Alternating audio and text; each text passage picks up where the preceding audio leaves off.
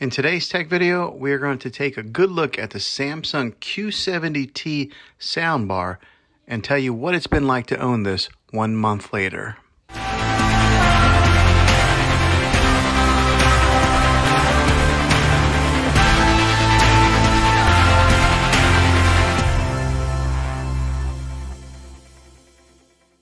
Well, hey guys, Juan here. Thanks for stopping by my channel and checking out this video. So today we're going to talk about the Samsung soundbar and what it's been like now that I've used this thing for a whole month. Because I think that usually takes a good month of using a product to be able to give it a really good in-depth full review. And so now that I have owned this thing for a month, I'm going to give you guys my thoughts on it. Now the way I'm going to structure this video is I'm going to give you guys a full review, and then at the end I will really give you my 1 month review thoughts on this. So if you wanted to just kind of get right to the 1 month thought process on this, you can fast forward the review portion of this video and go right to that at the very end. But let's talk a little bit, give it a good review so that way you guys can decide if this is a particular soundbar for you. And if it is, I'll have a link in the description down below of where you can buy this. So let's review it, and then at the end I will give you my 1 month review thoughts. So let's go ahead and put in the review footage in now. All right, so let's talk about the cosmetics on it first to get started off. So on the top and the side here, or on the front and the top here, it's got a metal grill that's kind of gives you a little bit of that industrial feel. And it is a pretty solid soundbar. It's got a little bit of weight to it. I did not mount it onto the wall. I just kind of put it right here. Well, basically, because I can't mount it onto the wall. I'm on a corner section here in this room, so there was no way for me to mount it. But if I did have that capability, I would probably mount it up higher just because I like that cleaner look. But I think it looks pretty good like this, just on the stand right below TV. And the way that Samsung designed this is to pair up with their television. So as you can see, it does not go up above the screen any. So that's kind of nice, give it that nice clean look. But it is a real sleek looking soundbar, and it's got the branding on the top here that says Samsung Harman Kardon, but it's black, metal, real sleek looking. Now in the top corner over here, there's the indicator light. So whenever I press on the remote here, you'll see it comes up on the screen there, the volume, but it also comes up there on the indicator light. It says direct in because I do have it hooked in with an optical cable. And then whenever I push up on it, there's a plus symbol. And then whenever you turn it down, there's a minus symbol. So the indicator light is only on this side of the soundbar all the way to your right. And then also on this indicator light, it lets you know what input you are running. So since I am running an optical cable to it, it says direct in. If I was running Bluetooth, it would say BT. And if you're running like through an HDMI cable, it would say that also. Now the remotes on these things, they are really thin like that, so that makes it kind of easy to get lost in a couch or a chair, but they're really similar to the QLED TV remote. So let's take a good look at here. So this one here is the QLED remote, this one here is a soundbar remote. As you can see, there's not a whole lot of difference between the two. They're both real thin, they're angled like that, but yeah, they made them real similar to their QLED remote. Now, whenever you do hook in this soundbar, and if you are hooking it into a Samsung TV, then you don't need the soundbar remote. You can control everything with the TV remote. So this is my TV remote, and it controls the soundbar volume, and the TV shows you the indicator up there. So as soon as I did hook it in, it automatically recognized the soundbar. So the setup process on this soundbar was the easiest that I've ever experienced on hooking up any type of soundbar devices. As soon as I hooked it in, instantly recognized it. So there was no need of pushing a button and really pairing it to the TV. It works. Good job, Samsung. Now on the remote control for the soundbar, you can turn up the subwoofer sound and the regular sound volume. So it does give you two different options on there. It's got the option where you can display what kind of source you want on there, whether it be the Bluetooth or HDMI.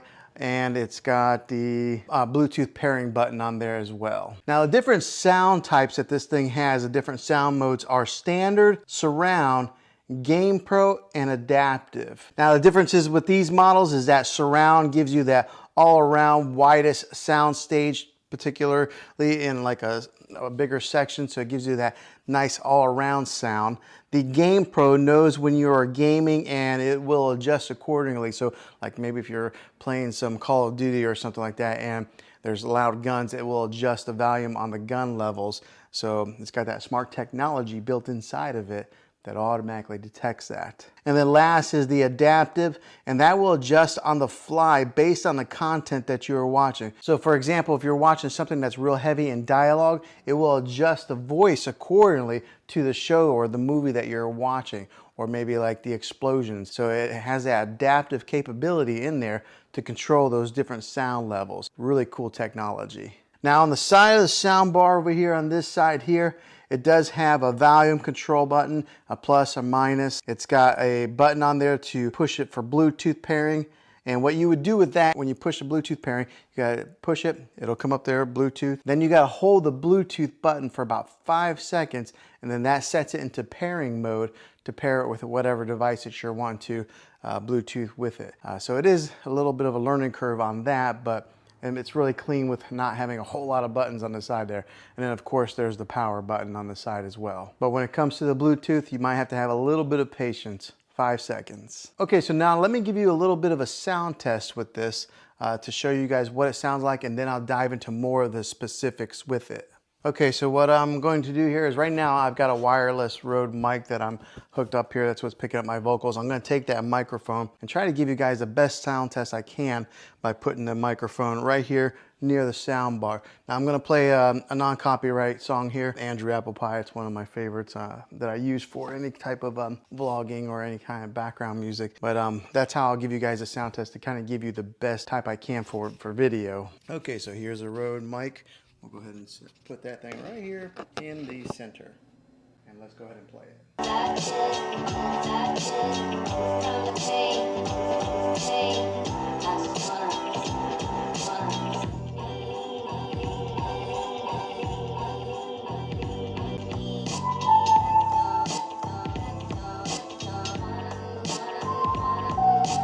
Now what I'll do is I'll take the microphone and I'll stand back as far as where I would be sitting for movie watching, and to kind of give you guys what that sound would be like if you were sitting in that type of a distance watching a movie. So let's do that test now.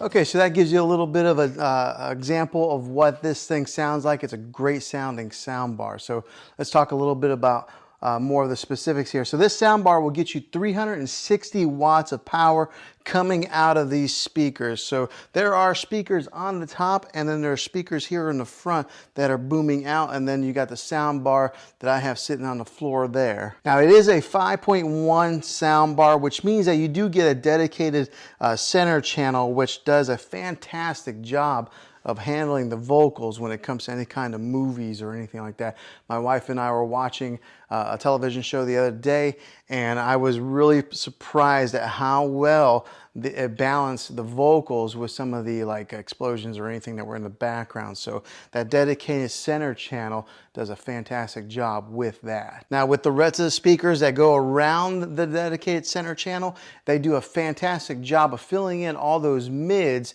and giving you an example of what is all around there. So giving you that surround sound feel, making this sound bar sound bigger than what it really is. Gives you that crisp sound, that big bass booming sound, and then it fills the room in really nicely. Now on the top of this sound bar, along the top right here, it's got that acoustic beam technology.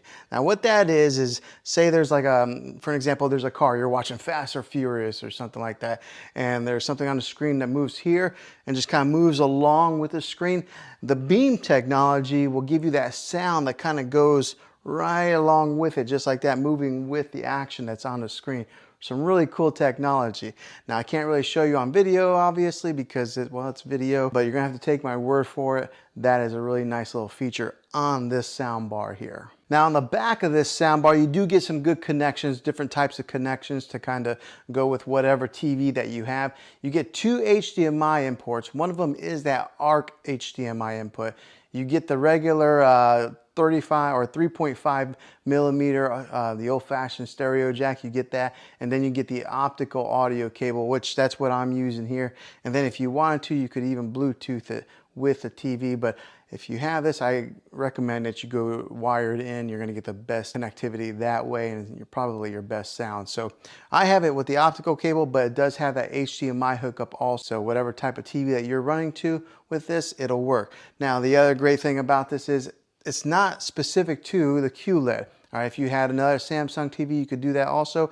Or if you had another brand TV, Vizio, LG, or something like that, you could still use the soundbar with those models of televisions. But if you do purchase a QLED TV like I got here, I recommend that you complement it with one of these awesome soundbars. It just makes it a really cool movie experience, especially if you're spending that kind of money. Go ahead and just spend a few extra $100 and get this soundbar, and then you'll never have to go to the movie theater. You can just kind of stay home and watch your movies that way. But having those different hookups on the back of this thing make it very versatile to what you can hook this soundbar up to. Now, if this is a soundbar that you're going to be adding to your entertainment system, comment down below. Let me know. I'd like to hear if this is the one that you decide on, or if you pick a different one, comment with that also. Okay, so now what's it been like owning this soundbar for one whole month? It has been a great soundbar. I can tell the big difference between using the TV sound and this sound here. Just the other day, we were watching a TV program, and one of the issues that I do have is that sometimes the soundbar will disconnect. Now, it's probably every 6-7 days it'll disconnect from the TV, but all you have to do to fix that, to reconnect them, is you go right over, you hit the power button on a soundbar, and it automatically detects that the soundbar is on, and then it connects back together. So that's about the only issue I've really had with this soundbar. Other than that, it has been fantastic. It has worked fine, but I could tell a huge difference whenever I was listening for a few minutes on the TV, and then as soon as I turned on the soundbar, the voices that were coming out from the middle range here, you could hear the dialogue from the movie really clearly compared to just listening to it from the TV. The sound, as far as the bass goes on this thing, it like almost rumbles the floor a little bit because the subwoofer is down here on the floor, and then there are some bass speakers built into this thing. And so whenever we are watching any of those action type of movies and there's explosions or guns going off, you really can feel it. So this has been a really good purchase for me. I know soundbars are usually a splurge. I mean, you can watch TV and get all the sound from the TV, but make your movie watching experience a little bit better, buying one of these is worth the money. So after owning this thing a month, would I buy it again? Absolutely, I surely would, because it has done a very good job at making enhancing our movie watching experience, our TV shows, and I've even had some guests come over where they've been watching TV and they can tell a difference of the quality on the speakers and the sound that comes out of these things. So 1 month later, Samsung Harman Kardon speaker here that has been doing a really good job, so I definitely recommend it. If this video was helpful to you, go ahead and throw a thumbs up on this. Go ahead and subscribe to my channel. I make tech videos all the time, and I'd love to have you back on the next one. So thanks for watching, guys, and until the next video, be creative.